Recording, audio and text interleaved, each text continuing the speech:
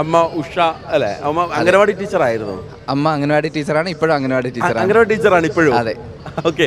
അച്ഛൻ ഇതിലായിരുന്നു അല്ലേ? തോട്ടം മേഖലയിലായിരുന്നു. അച്ഛൻ കൃഷിയുണ്ട്, പിന്നെ അങ്ങനെ വേറെ എന്തെങ്കിലുമൊക്കെ ജോലി അങ്ങനെ എല്ലാം കൂടെ ചെയ്യുമായിരുന്നു. കുട്ടിക്കാലത്ത് എപ്പോഴെങ്കിലും എനിക്ക് IAS കിട്ടും അല്ലെങ്കിൽ അത് അങ്ങനെ ഒരു സ്വപ്നമൊക്കെ വളരെ ചെറുപ്പത്തിലുണ്ടായിരുന്നു? അതല്ല ഇങ്ങനെ പടിപടിയായി വന്നപ്പം ഒന്ന് ട്രൈ ചെയ്യാം എന്നുള്ളത് ഒരു ഘട്ടത്തിൽ എടുത്ത തീരുമാനമാണോ? അത് ഒരിക്കലും ആ സമയത്ത് എനിക്ക് തോന്നിയിട്ടില്ല, ഇവിടെ എത്തുമെന്ന് ഞാൻ വിചാരിച്ചിട്ടുമില്ല. ഓരോ ഘട്ടങ്ങളിൽ ആ ഒരു യാത്ര ആക്ച്വലി ഭംഗിയായിട്ട് പോകുമെന്ന് വേണം പറയാൻ. ഞാൻ എപ്പോഴാണ് ഇത് സിവിൽ സർവീസിലോട്ട് തിരഞ്ഞെടുക്കണമെന്ന് ചോദിച്ചു കഴിഞ്ഞാലും കൃത്യമായിട്ട് എനിക്കൊരു മറുപടി ഉണ്ടാവില്ല.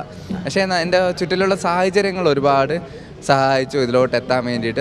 എനിക്ക് തോന്നുന്നു ഓരോ തടസ്സങ്ങൾ വരും പോസിറ്റീവായിട്ട് മുന്നോട്ട് പോകാൻ സാധിച്ചു എന്നാണ് തോന്നുന്നത്. അത് എൻ്റെ മാത്രം ശ്രമം കൊണ്ടല്ല, നമ്മളിപ്പോൾ ഫാമിലീൻ്റെ സപ്പോർട്ടുണ്ട്, ഫ്രണ്ട്സിൻ്റെ സപ്പോർട്ടുണ്ട്, ടീച്ചേഴ്സിൻ്റെ എല്ലാവരുടെയൊക്കെ സപ്പോർട്ട് കൊണ്ട് പോസിറ്റീവായിട്ട് മുന്നോട്ട് പോകാൻ സാധിച്ചു.